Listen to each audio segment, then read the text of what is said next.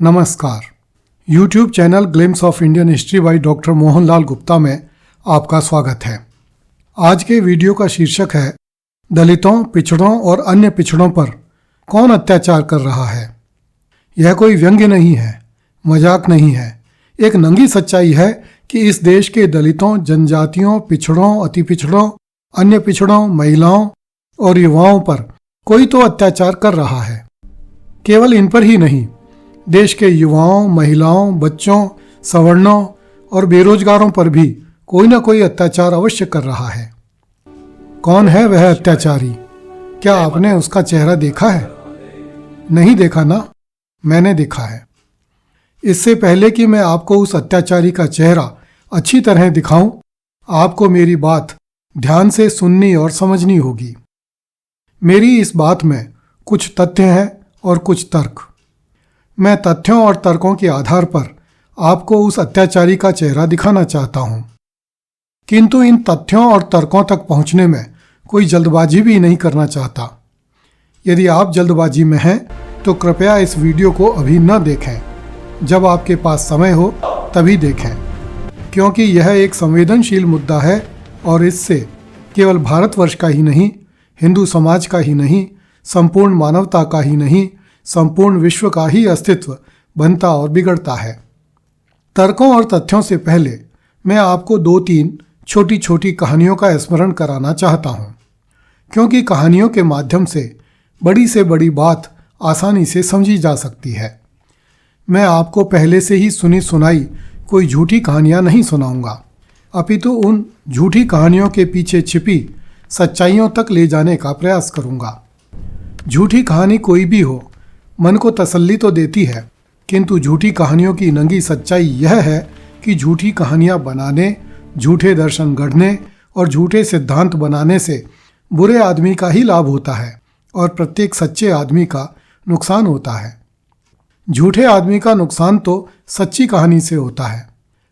संसार भर में हजारों साल से प्रचलित एक झूठी कहानी तो यह है कि शेर जंगल का राजा होता है।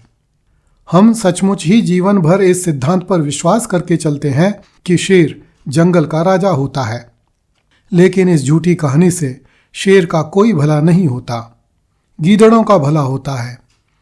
वास्तव में तो शेर कहीं का राजा नहीं होता, वह भी दूसरे जानवरों की तरह ही एक सामान्य और हिंसक जानवर होता है जो पेट की आग बुझाने के लिए जंगल में भटकता रहता है। जंगल की क्रूर सच्चाई यह है कि शेर तब तक ही राजा है जब तक उसका सामना खरगोश और हिरण जैसे निरीह जानवरों से होता है। शेर तब तक ही राजा है जब तक कि जंगल के छोटे छोटे दुष्ट प्राणी एक साथ मिलकर शेर पर हमला नहीं कर देते। इन दुष्ट जानवरों में भेड़िए, लक्कड़बग्घे, जंगली कुत्ते और कमजोर माने जाने वाले सियार तथा गीदड़ भी हो सकते हैं। हाँ, सच यही है कि 10-12 भेड़िए, लक्कड़बग्घे, जंगली कुत्ते और या गीदड़ योजना बनाकर आते हैं और जंगल के राजा को घेर कर मार डालते हैं। जंगल में और भी शेर, बाघ, चीते, तेंदुए दूर खड़े इस दृश्य को देख रहे होते हैं, किंतु वे जंगल के राजा की सहायता करने नहीं आते, क्योंकि वे स्वयं भी अपने आप को जंगल के राजा समझते हैं और उन तथाकथित राजाओं को पता होता है कि वे इन छोटे समझे जाने वाले दुष्ट जानवरों का कुछ भी नहीं बिगाड़ सकते, क्योंकि वे हमेशा झुंड में रहकर हमला करते हैं। दूसरी ओर भेड़िए, लक्कड़बग्घे, जंगली कुत्ते, सियार और गीदड़ जानते हैं कि जंगल के राजा की सहायता करने के लिए कोई नहीं आएगा।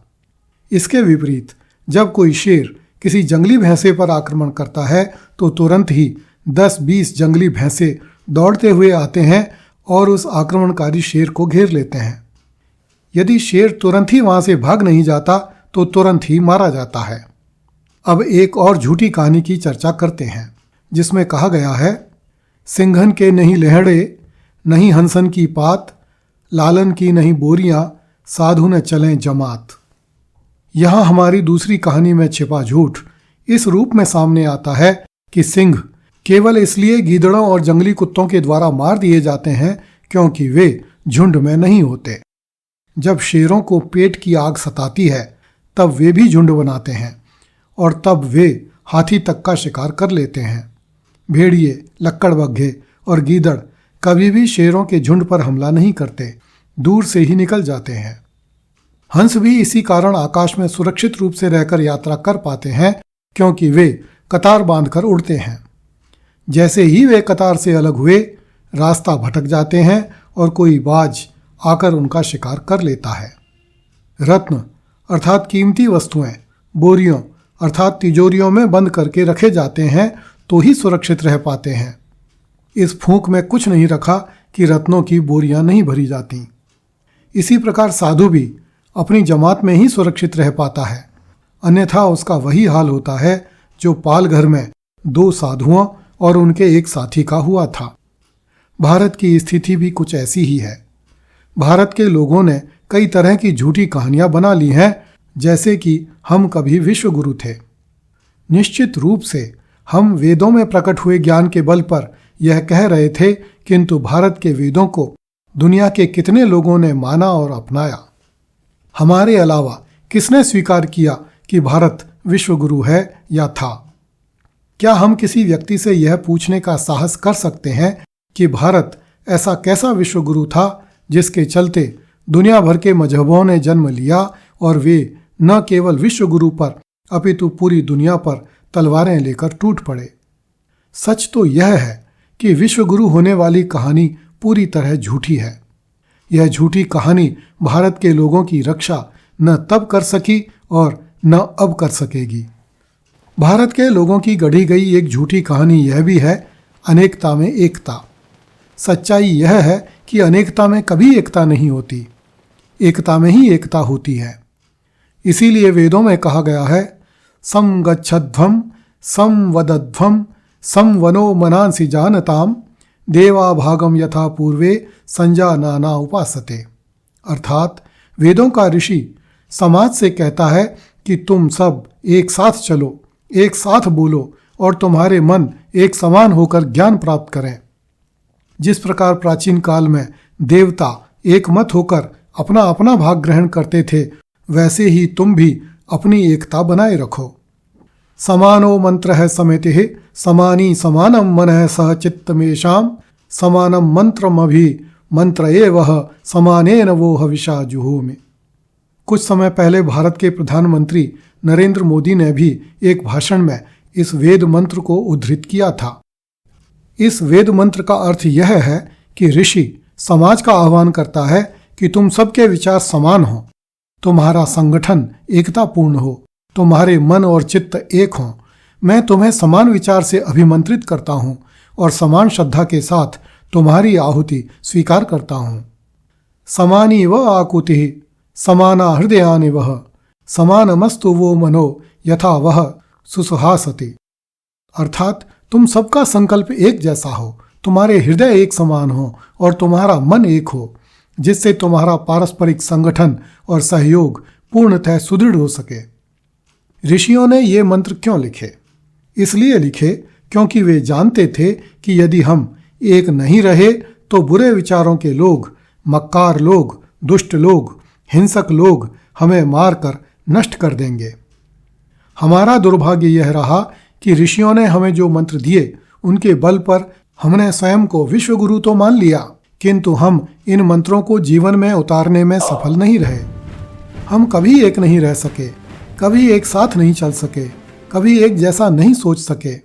हमने स्वयं को अपने अपने स्वार्थों और मानसिक कुंठाओं की अलग अलग गुफाओं में बंद करके रखा। यही कारण था कि दुनिया भर के भेड़ियों, जंगली कुत्तों, लक्कड़भग्गों और गीदड़ों ने स्वयं को शेर मानने वाले विश्व गुरु पर बार बार हमले किए और हम एकजुट होकर उनका सामना करने की बजाय अलग अलग गुफा में बंद होकर स्वयं को विश्व गुरु बताकर उन्हें डराने का प्रयास करते रहे। हम समझ ही नहीं पाए कि भेड़ियों, जंगली कुत्तों, लक्कड़भग्गों और गीदड़ों को शेर के गौरव, गरिमा और महिमा से कुछ लेना देना नहीं होता। उनके लिए सबसे बड़ा मंत्र पेट की भूख है, मन की आग है, दिमाग की अशांति है, लाल खून की प्यास है और पीले सोने की भूख है। अब हम कुछ रहस्यमय गुफाओं की बात करते हैं जिनका निर्माण 1947 में आज़ादी मिलने के बाद हुआ और पूरे भारतीय समाज को उन गुफाओं में बंद कर दिया गया। इन गुफाओं में दलितों, पिछड़ों और अन्य पिछड़ों पर ही नहीं, भारत के प्रत्येक नागरिक पर अत्याचार किया जा रहा है। क्या ही अच्छा हो कि यदि हम इन गुफाओं की बात करने से पहले पश्चिमी विद्वान प्लेटो द्वारा लिखे गए गुफा के सिद्धांत की चर्चा करें। प्लेटो हमें एक ऐसी गुफा की कल्पना करने को कहते हैं जहां कुछ लोग बचपन से ही जंजीरों में बंधे हैं। वे कैदी गुफा में बनी केवल एक दीवार की ओर ही देख सकते हैं जो आगे से बंद है किंतु अर्धपारदर्शी है। जंजीरों में बंधे इन लोगों को पीछे मुड़कर दूसरी दीवार देखने की छूट नहीं है, जिसमें एक लंबा सा मार्ग खुला हुआ है जिससे होकर गुफा से बाहर जाया जा सकता है। जंजीरों में बंधे हुए कैदी जिस दीवार की तरफ देखते हैं उस दीवार के दूसरी तरफ आग जल रही है। आग और कैदियों के बीच एक संकरा रास्ता है जहां से कुछ दुष्ट लोग तरह तरह के पशु पक्षियों की आकृतियों के खिलौने लेकर गुजरते हैं। वे दुष्ट लोग जब घोड़े की आकृति का खिलौना लेकर निकलते हैं तो कैदियों को मुर्गे की आवाज सुनाते हैं। घोड़े की यह आकृति सदैव काले रंग की होती है। जब वे दुष्ट लोग मुर्गे की आकृति लेकर चलते हैं तो उस समय कैदियों को घोड़े की आवाज सुनाई देती है। जीवन भर इन्हीं दृश्यों को परछाइयों के रूप में देखकर गुफा में बंद कैदी दीवार पर उभरने वाली परछाइयों को ही असली दुनिया मान लेते हैं।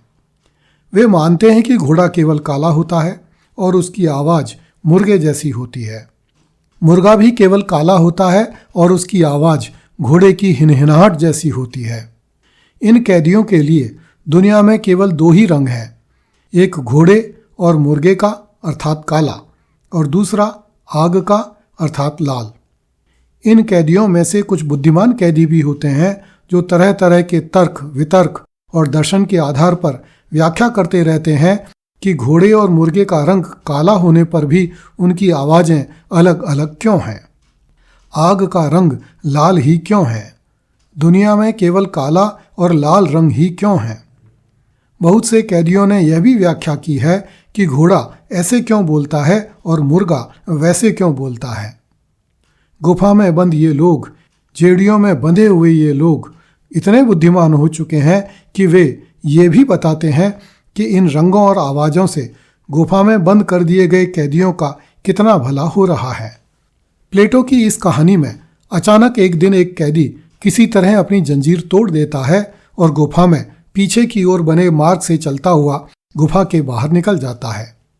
गुफा से बाहर निकलकर वह हैरान रह जाता है। जब वह गुफा से बाहर आकर असली दुनिया और चमकीले सूरज को देखता है तो उसकी आंखें चौंधिया जाती हैं, किंतु धीरे धीरे उसकी आंखें खुलती हैं और वह हरे रंग के पत्ते, लाल पीले और सफ़ेद रंग के फूल, नीले रंग का आकाश और बिना रंग का पानी देखता है। वह काले घोड़ों के साथ साथ भूरे, सफ़ेद और नीले रंग के घोड़े भी देखता है। वह काले रंग के मुर्गों के साथ साथ लाल, भूरे, पीले और सफ़ेद रंग के मुर्गे भी देखता है। उसे घोड़ों की हिनहिनाहटें सुनकर आश्चर्य होता है और वह जान जाता है कि यह मुर्गे की आवाज़ नहीं है। मुर्गे की आवाज़ सुनकर भी जान जाता है कि यह घोड़े की आवाज़ नहीं है। वह व्यक्ति जान जाता है कि दुनिया में केवल दो ही रंग नहीं हैं, दो ही आवाज़ें नहीं हैं, दो ही प्रकार के प्राणी नहीं हैं। दुनिया बहुत बड़ी है और यहाँ प्रत्येक वस्तु कई प्रकार की है। गुफा से बाहर आया व्यक्ति यह सोचकर दुखी हो जाता है कि आज तक कुछ लोगों को गुफा में बंद करके तथा जंजीरों में बांधकर इसलिए रखा गया है तथा उन्हें दीवार के पीछे जलती हुई आग और चलती हुई परछाइयाँ इसलिए दिखाई जाती रही हैं ताकि उन लोगों को बेवकूफ़ बनाकर असली दुनिया देखने से रोका जा सके और कुछ दुष्ट लोगों के स्वार्थ पूरे किए जा सकें। गुफा से बाहर आया वह आदमी समझ जाता है कि असली दुनिया गुफा में से दिखने वाली आग और परछाइयों से कहीं अधिक सुंदर और वास्तविक है। वह आदमी वापस उसी गुफा में लौटकर अन्य कैदियों को वास्तविक दुनिया के बारे में बताता है। गुफा में बंद कैदी पहले तो उसका मजाक उड़ाते हैं और उसे पागल समझने लगते हैं, किंतु जब गुफा में लौटकर आया आदमी अपनी बात बार बार दोहराता है तो गुफा के कैदी उसे पीटते हैं, अंत में उसकी जान ले लेते हैं, क्योंकि गुफा में बंद आदमी कभी भी अपने दिमाग में बन चुकी गुफाओं से बाहर आने को तैयार नहीं होते। आज से 2500 साल पहले प्लेटो द्वारा लिखा गया यह रूपक आज भी जीवित है। जब से हमारा देश आज़ाद हुआ है तब से हमें अलग अलग तरह की गुफाओं में बंद करके एक ही तरह की परछाइयाँ दिखाई जा रही हैं। इन गुफाओं की रक्षा अलग अलग रंग के कपड़े पहनने वाले लोगों द्वारा की जा रही है। वास्तव में इन गुफाओं के रक्षकों ने ही इन गुफाओं का निर्माण किया है। कुछ लोगों को दलित नामक एक गुफा में बंद कर दिया गया है और उसमें बंद लोगों से कहा जा रहा है कि सवर्ण जातियों ने हजारों सालों से तुम पर अत्याचार किए हैं, हम तुम्हें उनके अत्याचारों से मुक्त करवाएंगे। इस गुफा के बाहर कुछ लोग हाथी पर बैठे हैं तथा पूरी मुस्तैदी से ध्यान रख रहे हैं कि इस गुफा में बंद आदमी कभी गुफा से निकलकर सच्चाई को न जान लें। दूसरी गुफाओं में कुछ लोगों को सामाजिक रूप से पिछड़ा, कुछ को आर्थिक रूप से पिछड़ा, कुछ को शैक्षणिक रूप से पिछड़ा, कुछ को अति पिछड़ा, तो कुछ को अन्य पिछड़ा आदि कहकर बंद कर दिया गया है। उन्हें समझाया जा रहा है कि तुम्हारा जीवन केवल आरक्षण से सुधर सकता है और तुम्हें न्याय केवल हम ही दिलवा सकते हैं। इस गुफा का निर्माण एक ऐसे प्रधानमंत्री ने किया था जो फैज टोपी लगाता था, इसलिए इस गुफा की रक्षा करने वाले लोग भी फैज टोपी पहनते हैं।